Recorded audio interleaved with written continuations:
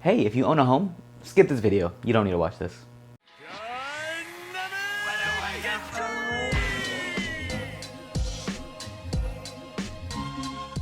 All right, maybe that was a little bit rude. If you own a home, you can stay, I guess. Anyway, today I want to talk about the fact that we will never own a home, us non-homeowners. But I want to imagine if we did possibly own a home or any piece of land, what it would be like if we owned them in the worst and best places in anime. Okay, so starting us off would be a world in which if you don't have powers or a quirk, rather, you might not enjoy it. But if you do, and if maybe you live in a part of town that's not super populated with these people, you would have a good time. And that would be in the world of the My Hero Academia universe. I feel like it's just Tokyo and Japan, but there happen to be people with powers walking around. So yeah, I think it'd be pretty easy to live here. It's just living in a city. The only thing would be is if you have a terrible quirk, like something that's dumb, like I can lift carpet and replace it with tile really fast. I mean, that has some applications in the real world, but if you're getting attacked by somebody, which would be the downside, is if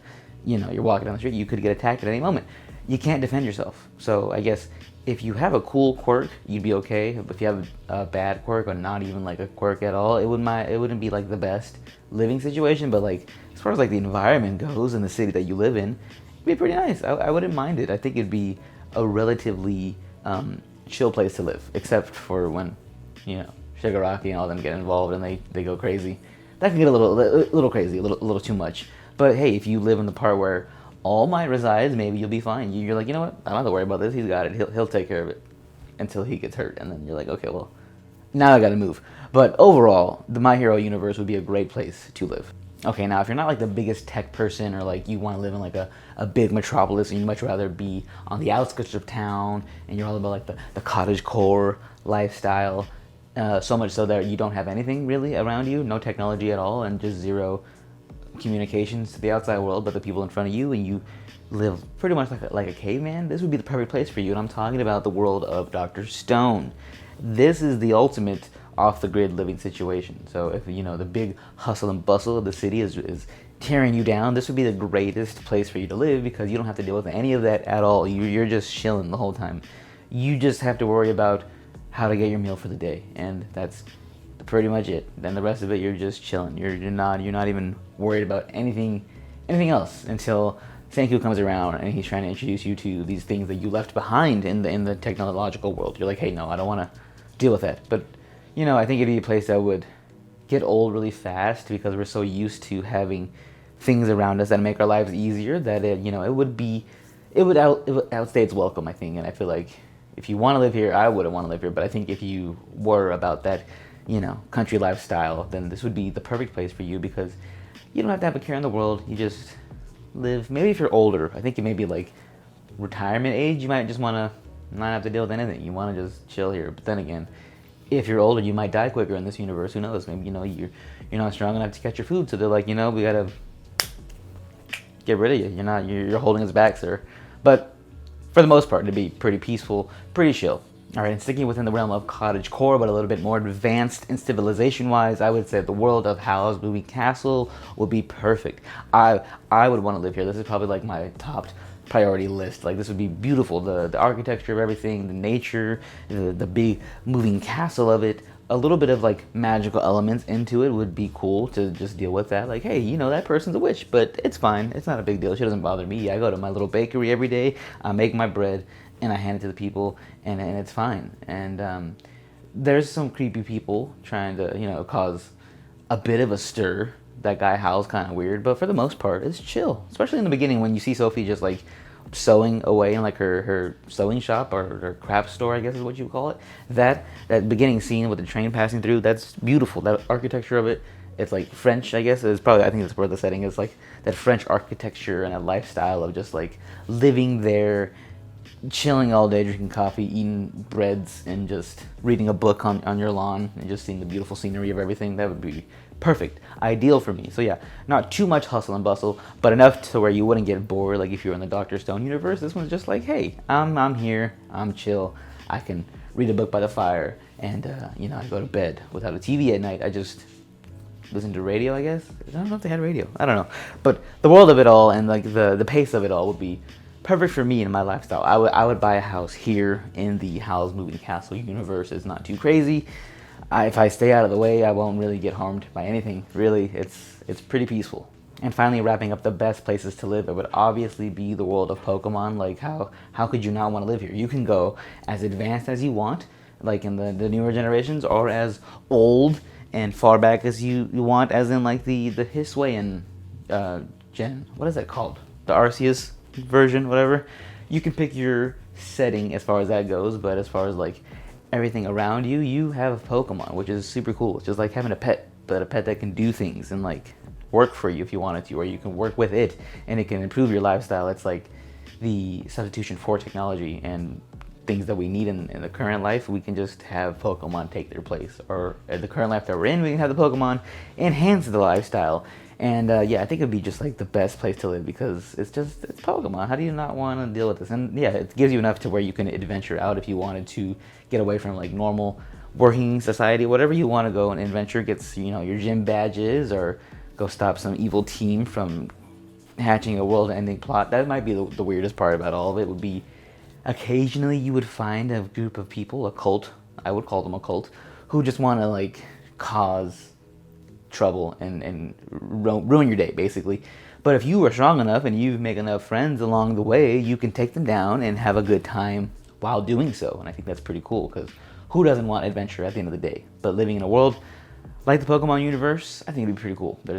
We've seen good food, good architecture, fun adventures, cool people. It's a good time. I think the Pokemon universe would be perfect for you and me. Let's go. Catch them all. Gotta catch them all. Pokemon. All right, now let's talk about some of the less desirable places to live, because every real estate agency has like their higher end properties and they have their lower end properties. This is going to be part of the lower end properties, the ones that you might not even consider living in. You might want to just be homeless instead. So here are the other 4 ones that, hey, you know what? I'm good. All right, let's start off with the Promised Neverland universe. Okay, it's terrible. It's just basically an RPG ran by demons, and if you're not a demon, you're being eaten by them. And I don't think that's a good place to be or live, really. I mean, if you're a child, your first 10 years or so will be nice. You'll be sheltered, you'll be given a home, you'll have a mother figure who feeds you and clothes you, and you have friends to hang out with. But when you get a certain age, you just are sent away to be killed and fed to these demons. And if you get out, there's more demons, and you can't, unless you find some strong people to be with you along the way, you're probably gonna get eaten or killed or sold off somewhere. It's not a fine universe. It's not fun at all. I mean, the landscape, we've seen some of them. The landscape is fine. It's just like a post-apocalyptic setting, it seems like. So there was nice architecture at one point, and then it just all went to shit. But inside the little bubble, I guess, is nice. There's trees and stuff and places to play tag, but once you get past that, it's not a good place to live. I would rather just walk away. If this was offered to me to buy, you know what? No, I'm good. I don't want to live here. Let's go to the next one. Now, unfortunately, the next property I'm going to show you is not the best either. It might seem nice at first, but underneath it all, it's pretty bad. It's going to be another property listing within Tokyo, Japan area. It's going to be the world of Jujutsu Kaisen. On the surface, kind of like My Hero Academia. It's fine. You can just live a life full of normality, really, in the world of, Jujutsu Kaisen and in Japan in general. You can live your life, have a good time, until shit happens and shit pops off. Then you're in trouble unless you have a special ability, or you use curses, or have somebody who has taught you, or you have blue eyes. You'll be fine. But if you don't have any of that stuff, I don't have blue eyes, you're fucked. Really, it is just the worst place to live, because we've seen Shibuya. You could be just celebrating Halloween, and out of nowhere, some guy just comes and touches you, and you're exploded. That's the world you would live in if you were in the world of Jujutsu Kaisen, and I think it's not healthy. I mean, at first you'd be like, this is cool. It's every weeb's dream to be living in Japan. But then you realize, hey, why is that guy staring at me? And then you're dead. You don't have any time to react. And even then, if you do have cursed energy, you might not get like the strongest technique. You might not become the strongest there is, and you could just get washed in a fight relatively easy by like a level like 5 curse, and you'd be like, oh, I got beat by that giant fucking worm. That's terrible. You would be depressed in the afterlife, and you might become a curse yourself. So it's just repeating the cycle, and it's not a good place to live. It would be not fun. Cool for a little bit, but not fun. Now imagine you're in your new property. It's in Japan. It's great. It's wonderful. You have the hustle and bustle of the city in front of you, around you. You have a cool little walking distance market. Everything's good, and all of a sudden, you get smashed by some sort of demon, bug, cockroach thing. Who knows what, an alien maybe? I don't know. That would be the constant fear you would live in if you lived in the world of One Punch Man.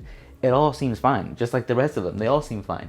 But then the most random things happen. I think One Punch Man is like the closest we have to the regular show. Like, it's just out of nowhere, this giant thing out of nowhere comes. It's like a possessed shoe, and it's strong, and it's beating everybody's ass, and you have to wait around for heroes to come and save the day, and sometimes they're not fast enough, and sometimes millions of people die, but then eventually someone comes and saves the day. You could be one of those million casualties. It'd be terrible. It would be not fun at all. And then, like, again, it's like the My Hero thing. If you don't have a good power, you're not gonna survive very long. You're just gonna be a random street vendor who gives ice cream, maybe, and then you get beat up for no reason because you gave him the wrong flavor, and you can't do anything about it. And the one that saves you is a bald-headed man who just comes and does it because he's bored. He doesn't even want to do this. He's unforgiving as a hero. He's just like, hey, I guess I'll save the day. And you're like, oh, thanks, you're gonna save the day. And he does. You'll be amazed. But sometimes he's not always around, and it's gonna be not a fun time more than half the time.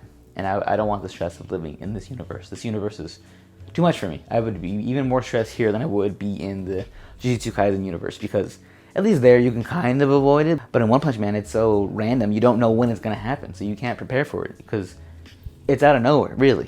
And finally, we have, of course, the biggest universe that you would not want to live in, the Attack on Titan universe, because, hey, it is a beautiful location within the walls. It's really nice. I think it's Germany. I think it was confirmed, like the real life, what it's based on, somewhere like that. It's the nice architecture, the buildings, I see it in my head. I'll put a picture. That's what I see when I see the world of Attack on Titan. It's nice. And there's even nature. There's cool trees, mountains, and hills and stuff like that. And you're staring at a big wall all day, which is fine once you're in it, but you don't realize that you were trapped within these walls when Titans attack. What are you gonna do? You're gonna get smashed and stomped and thrown around and eaten, maybe. I don't think I'd want that. I think I'd rather just get stomped. It'd be quick, painless. I don't want someone to just like look at me and just be like, oh. That would be the worst, I think. Just, what if he eats you and you're not even good and he's like, oh, throws you. Like, he eats an arm and he's like, ugh, and just tosses you. You know how much, like, damage that would do to my confidence? I'd be like, I can't even be eaten? That's terrible. The world of Attack on Titan is not a great place to live. I would be in constant fear, again. And even then, once you realize, hey, there's, stuff outside these walls, the people outside these walls want to kill us too. So it would be even worse, because it's like, everybody hates us. The only people that like us are the people that are inside here. And even inside here, it's all corrupt, and everybody is trying to stab each other in the back, and it's just like, it's held up by like the smallest infrastructure of these soldiers who think they know what's going on, but they don't know what's going on. And the people who don't know what's going on are going crazy. It's just, it would be so stressful to live here. And like, at most, you'd maybe live to like 12 before you realize what the world is, and maybe you die because something happened to you on the way to go pick up groceries. I don't know. It would be terrible.